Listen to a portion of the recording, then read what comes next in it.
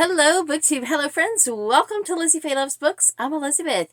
Today, as I'm filming this, it is June the 2nd. I don't know what day it'll be when I get this actually uploaded, but I'm here today to share with you what I read, at least the overview of what I read in the month of May. Before I get too far into this video, though, I want to call your attention to a beautiful gift that I received in the mail recently. I'm not sure it's going to live in this exact spot forever because it's perched rather precariously. I may move it over to here, but this was gifted to me by one of my subscribers, and I did not even realize until today that she has a channel, but it's a Flosstube channel. Her name is Hannah, so thank you so much, Hannah, for this beautiful gift. In case you can't see it, it says, "Read a good book and God bless." I believe I have ended every single one of my videos with those words, "Read a good book and God bless you."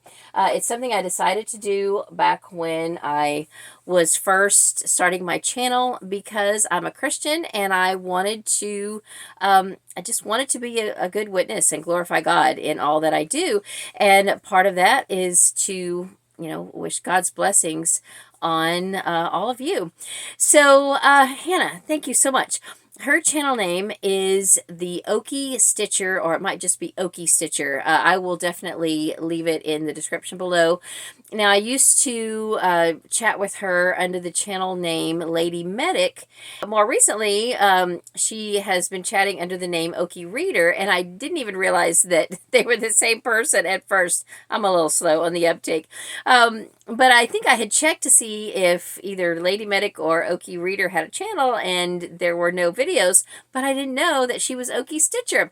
So if you like to watch Flosstube videos, then definitely go and check out her channel. She is, of course, from Oklahoma, which is where I grew up. So we have chatted about, things Oklahoma, and I had sent her a book for one of her relatives that I had talked about, and she sent me this kind of a thank you. I did not expect anything in return for that book. It was very minimal. It was really no cost to me other than the shipping, which was very minimal, and I was happy to do it. I love to share books with people, but this was so sweet of her to send this to me, and it means a lot because this is now the second thing that has been made for me from a watcher.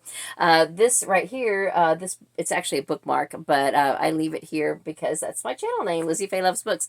This was made for me by someone who used to do videos. I can't even think now. Her channel name was something to do with like Mom of 5 Boys or something like that.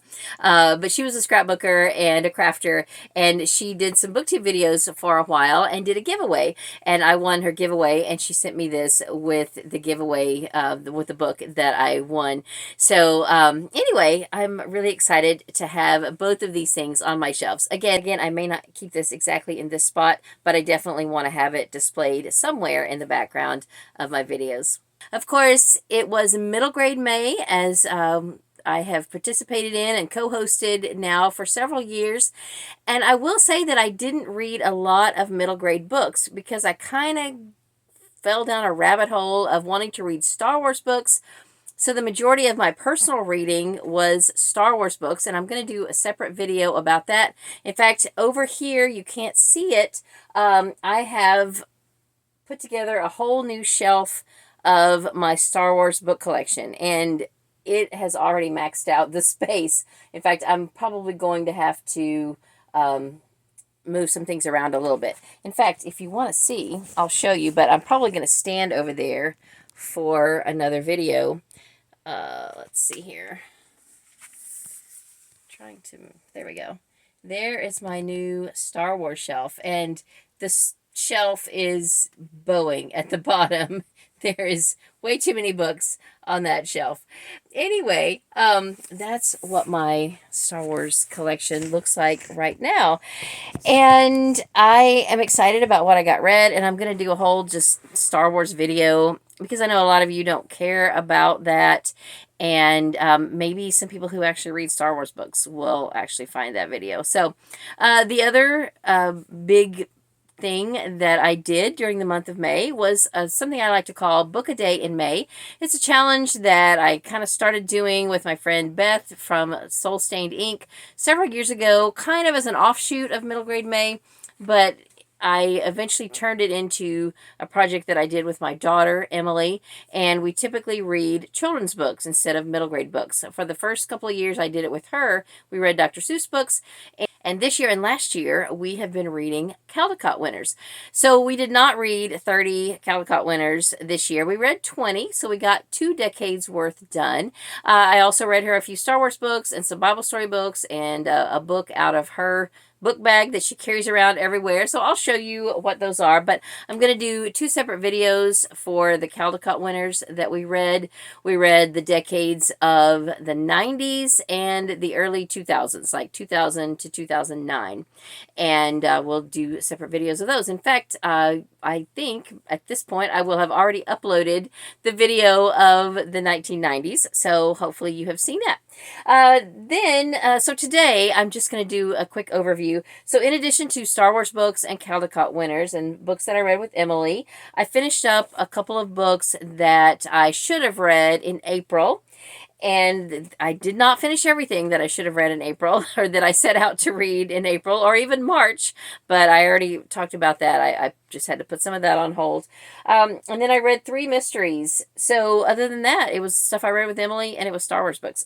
So let's do the miscellaneous and the mysteries first. This was the last book I listened to basically for Amish in April, even though I listened to it in May. This was very good. This is called Amish Grace: How Forgiveness Transcended Tragedy by Donald Craybill, Stephen M. Nolt, David L. Weaver Zerker. I think that's how you say those names. Anyway, I actually already talked about this in my Amish in April video, so, or my April wrap-up. I went ahead and mentioned it, so I won't go into details about that now. Then I also read for our Let's Read Nancy Drew read-along that is hosted by Mitzi from Mitzi Reads and Writes. I read the April book in early May. This is The Clue in the Diary by Carolyn Keene, of course. It is book 7, I believe, in the Nancy Drew mysteries, and I enjoyed it very much. This is where we see the introduction of Ned, which I thoroughly enjoyed. I always loved Ned as I was growing up. He's just such a gentleman and such a good boyfriend, so I enjoyed seeing Ned as a prominent character in this book. It was just a very good book. So if you've never read Nancy Drew, you don't really need to go in order. I know I am an in-order person, but honestly for Nancy Drew, you really don't need to read them in order. But we're reading the first 10 right now for this project. And now in June, I am finally reading the book that we were supposed to read in May, and I am going to try to catch up and read 2 Nancy Drew books in the month of June. But for now, this is the most recent one that I read. And then I read 3 mysteries. Two of them were cozy mysteries for the Jen McKinley read-along that we've been doing since last year. We read The Plot and the Pendulum, which is the next to last, I think, of the Library Lovers mysteries. I think this is book 13. And then this is the last or most recent book in the Hat Shop mysteries called Fatal Fascinator. It is book 7. I thoroughly enjoyed both of these. I didn't listen to a lot of audiobooks during the month of May because I was listening to a lot of Star Wars podcasts to go along with my Star Wars reading that I was doing in print. But I did definitely want to keep up with the read along, and so I forced myself to put down the podcast long enough to listen to both of these books, and I thoroughly enjoyed them. I will say, though, that this one was a little far-fetched in that they found a body in like a secret room of this manor. Well, I'm pretty sure people had been living in that manor that whole time, and it was a very old corpse at this point. I thought that was a little far-fetched because if you are living in a home and there is a dead person in the walls, I'm pretty sure you're going to notice a difference in the smell of the house. And, you know, if you're me, I'm probably tearing out the walls to try to figure out where that smell is coming from. So I just don't think it's possible that someone could have, you know, died and not been found over, you know, how many ever years it had been. I think it had been something like 20 years or something. But anyway, it was an interesting story. I think it's set at Halloween, and so, you know, it had the creep factor. But other than that, I did enjoy the mystery. And then on the last day of the month, I finally finished Gone Tomorrow by Lee Child. I've lost track of what number this is. I started reading this one or listening to it when I was trying to get ready for my trip, I guess at the end of March. And I don't know if it was because I was just busy and I couldn't devote very much, attention to it or what. But I just gave up on it. I sent it back to the library and then I got it again. And still, I had a harder time getting through this one. This has definitely been my least favorite of all the Reacher books so far. I don't know why, but usually I am so compelled that I don't want to stop. I have a hard time. If I'm reading one in print, I have a hard time putting it down. And if I'm listening to one, I just want to keep on going until I'm done. And I didn't have that same feeling with this one. I did eventually get through it, and it was interesting, but it just didn't grab me as much as the other books. But I still absolutely love the series. I'm completely hooked on it, and I can't wait to start the next book. I don't even know what number that is or what book is next, but I'm definitely going to be picking up another book probably this month. Okay, so let's get started on the Star Wars. I'm going to try not to go into too much detail right now because, like I said, I don't think that most of you who watch my videos care that much about Star Wars. And if you do, I will be doing another video, and hopefully you will check in with that. So when I decided I wanted to read Star Wars books, I really didn't know where to start. And I eventually, after, watching some videos and talking to people and just searching around online, I decided that the best place to start for me was at the beginning. So I started with the novelization of the original Star Wars movie. This is credited to George Lucas, but it was actually ghostwritten by Alan Dean Foster. He was, I think, hired or commissioned by George Lucas to write this based on the script of the movie, and it came out several months before the movie did. I have owned this book for at least 40 years and had never read it. I think I just thought it was going to be a rehashing of the movie. But I started reading some things and hearing some things from people that said, it was really good. And I thought, I've owned this book. This is a great place to start. And so that's what I did. Then the next book I was able to get from my library. This is written by Alan Dean Foster. And I believe that in the same meeting, George Lucas asked him to write the movie novelization and a sequel. And this is the sequel. A movie was never made of this, but this is from the Adventures of Luke Skywalker, which is, supposed to be what both of these are from. And it is just kind of the next episode of, an adventure that happened to Luke and Leia after the events of the original Star Wars movie. I enjoyed it a lot. There are some criticisms of it. It perhaps is not the best book, but I think it's an important book because, after this and the movie, this was the only thing that there was Star Wars related. Pretty soon there was a Star Wars comic series that was started, and I am trying to get my hands on those. I think they are on Kindle Unlimited, and I'm going to have to do maybe a trial version of that so that I can read those. But after reading these, I thought, okay, my goal now for the month is to read all of the Star Wars novels from the 1970s. And there are 2 more. And I have owned these for 30 years as well. The first 2 of the trilogy, the Han Solo Adventures trilogy. The first one is Han Solo at Star's End. I loved this. This was fantastic. And the second one was Han Solo's Revenge. I didn't love this one quite as much, but still, these were just so fun. I just really, really enjoyed them. There's one more of these, and then there's another Han Solo trilogy that another author wrote several years later, and I was recently able to pick up a couple of those, so I'm excited about that. But meanwhile, I read these 2, and I was super happy about it. So that made up the novels that I read, the adult, if you will, novels, although there's really nothing wrong with these. These could be read by a teen or even a middle schooler, really, and it would be fine. There's a little bit of adult innuendo in these books, but not enough that it would trouble me for a younger person to read these. I had a fantastic journey reading through the Star Wars novels of the 1970s. So that is not all that I read, though. I did read 3 more graphic novels that I believe really are geared towards adults. They're sort of disguised as children's books, but I don't think kids would really get the humor in these, but they're so fun. These are by Jeffrey Brown, and the first one is Darth Vader and Son. This is hilarious. As an example, one of my favorite bits in this book is this page right here.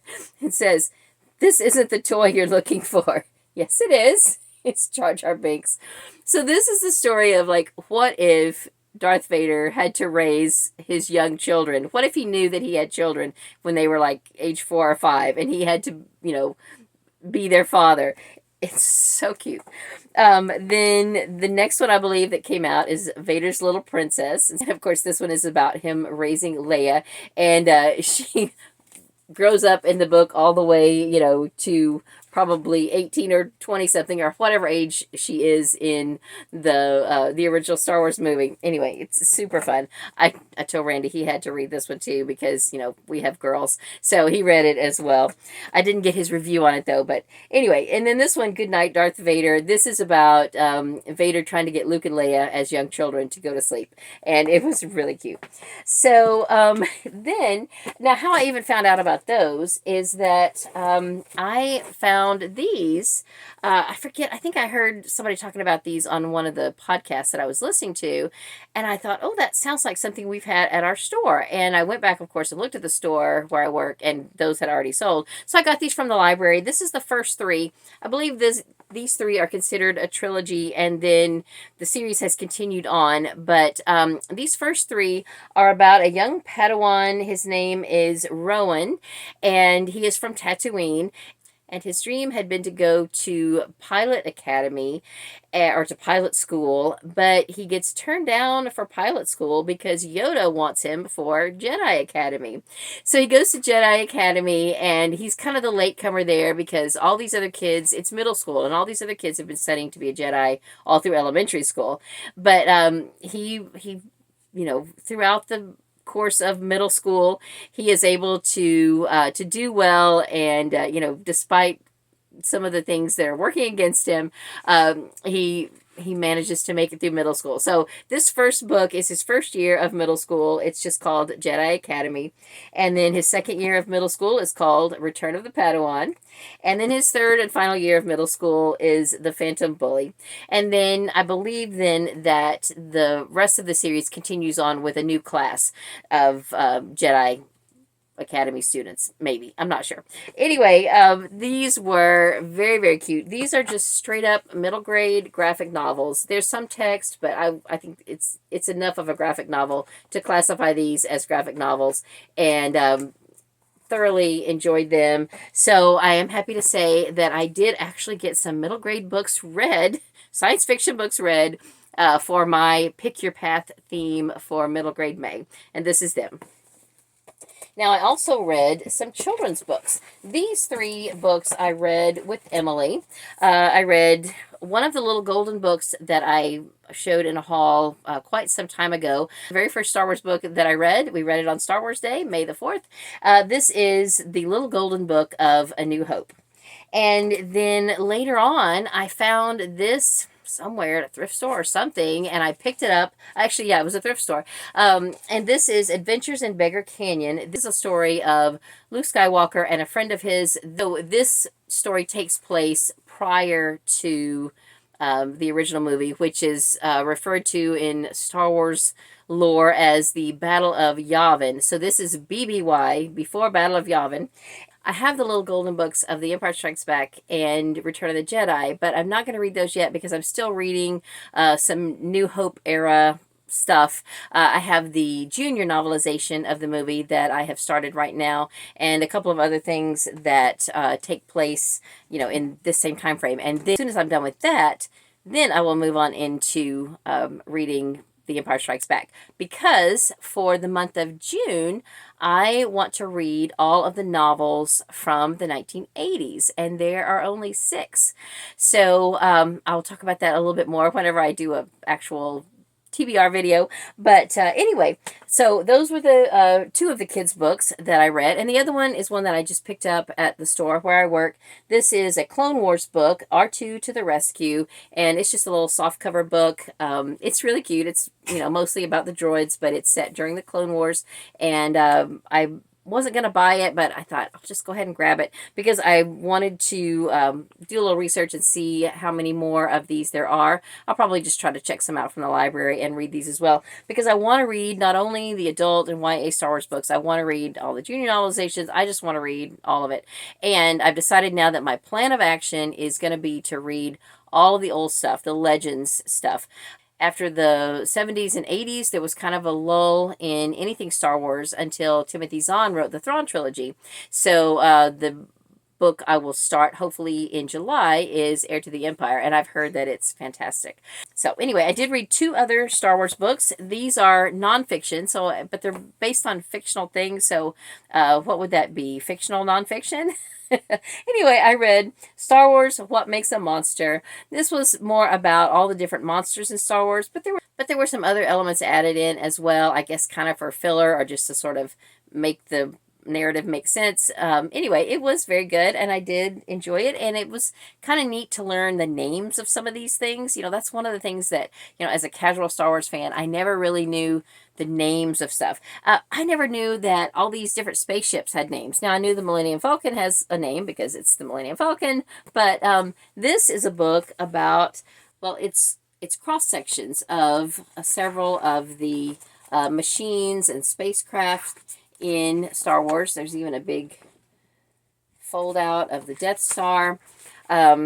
I didn't know that some of these had specific names. I knew that some things did, like the AT-AT or AT-AT, I don't know which is the correct way to say it.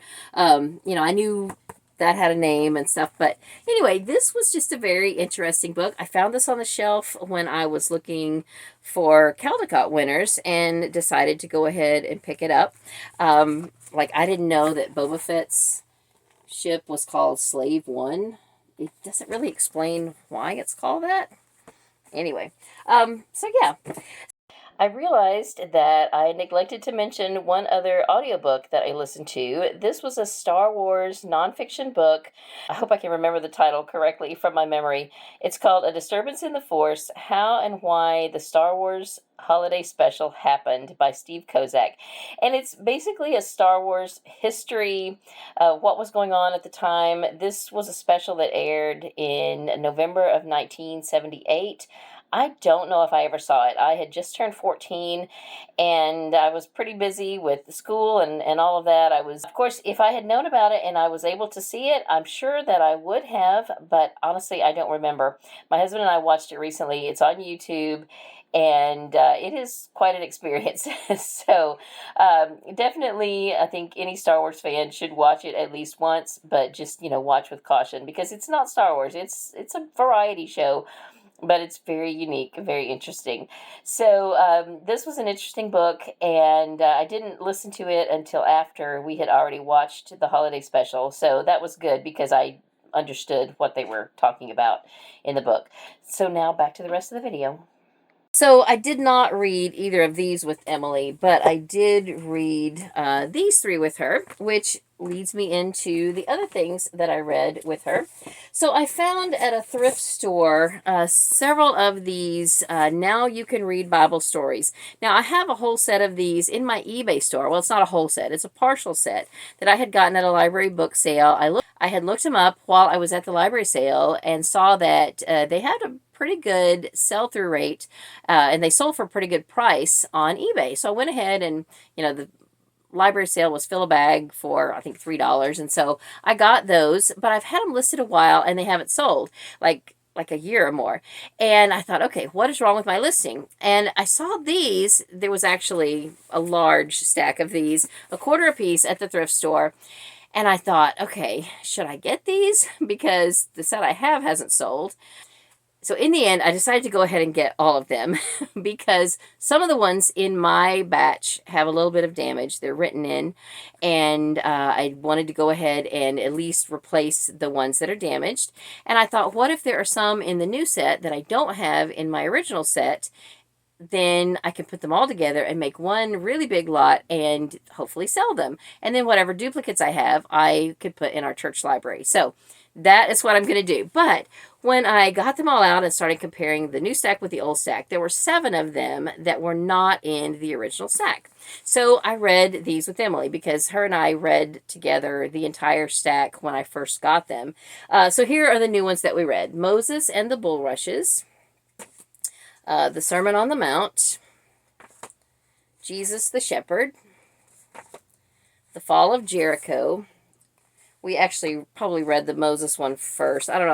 I try to put things kind of in chronological order as they appear in the Bible. So we read the Old Testament ones first, but I've gotten them mixed up now. A Cure for Naaman, Wise Solomon, and Abraham's Journey. And before we get into the Caldecott winners, we read one other book together. This is a book that belongs to Emily. She carries this around in her bag. It's one that she picked out at the Goodwill bookstore when we met Tiffany, the Beach Bum Bookworm. I'll try to put a card here for that video in case you missed it.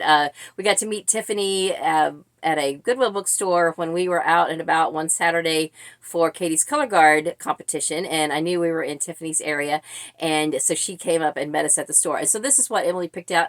I had not had a chance to read this yet. She carries it around in her bag everywhere. When we went on our trip, she had it with her, and I could hear my sister reading it to her one day when I was doing something else in another room, and so I knew that Emily had it read to her, but I hadn't had a chance to read it. So because we needed one more book to make 31 for the month, we read this one. This is really cute. One of my favorite Charlie Brown stories is Lucy trying to get him to kick the football, and of course he never gets to do it. It's that age-old story. But anyway, this was a cute book. I always love Charlie Brown and the whole Peanuts gang, and Emily likes them as well. So real quick, I'm just going to run through the Caldecott winners that we read. This is the consecutive order of them, starting with 1990 and going through 2009. This is not the order that we read them in. If you want to see more about any of these books, then check out the videos regarding each of these decades. So Caldecott winner for 1990 is Lon Popo. This is by Ed Young. It is a Red Riding Hood story from China. Black and White by David Macaulay. Hilarious. Tuesday by David Weisner. Also pretty hilarious. Mirette on the High Wire. This is by Emily Arnold McCulley. Grandfather's Journey by Alan Say. Smoky Night by Eve Bunting, illustrated by David Diaz. My favorite of the 90s decade, Officer Buckle and Gloria by Peggy Rathman. So cute. Gollum by David Wisniewski. Rapunzel by Paul O. Zielinski. And the last one of the 90s was Snowflake Bentley by Jacqueline Briggs Martin, illustrated by Mary Azarian. All right, so for the year 2000, the winner was Joseph Had a Little Overcoat by Sims Tabak.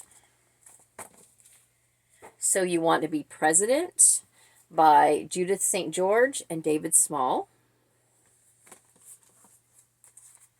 The Three Pigs by David Weisner. He won several Caldecott medals. My Friend Rabbit by Eric Roman. The Man Who Walked Between the Towers by Mordecai Gernstein, or is it Gernstein? I'm not sure. Kitten's First Full Moon by Kevin Hinkes. The Hello Goodbye Window by Norton Juster and Chris Raska. Norton Juster you may know from the Phantom Toll Booth. Flotsam by David Weisner. Another David Weisner Caldecott winner. I think he won 4. We did not read this one all in one day. The Invention of Hugo Cabret by Brian Selznick. I had read this before. It took us about a week to read this together. If you're not familiar with Brian Selznick's work, he does about half text and half art in most of his books. There was quite a bit of text in this one, although I don't seem to be able to flip past much of it. Anyway, this was very good. And the winner of the Caldecott Medal in 2009, The House in the Night by Susan Marie Swanson. So that is everything that I read in the month of May. Mostly Caldecott winners and Star Wars books with a few others mixed in. It was a really fun reading month. I had a great time. I definitely plan to keep reading Star Wars books. I can't believe it has taken me more than 40 years to finally read some Star Wars books. I mean, I've been an OG Star Wars fan since I saw it in the movie theater 3 times and have loved it. I just always thought of Star Wars as movies, and I've never got into the books. As bookish as I am. I know, it's crazy. Anyway, no better time to start than the present, so that's what I'm doing. Anyway, that is it for this video. Thank you so much for watching. I hope you come back soon for another Caldecott video and for probably more Star Wars videos in the future, and hopefully a TBR if I can get to it before we're halfway through the month of June. So that's all for this video. Thank you so much for watching. I hope you're having a great day. Read a good book, and God bless you.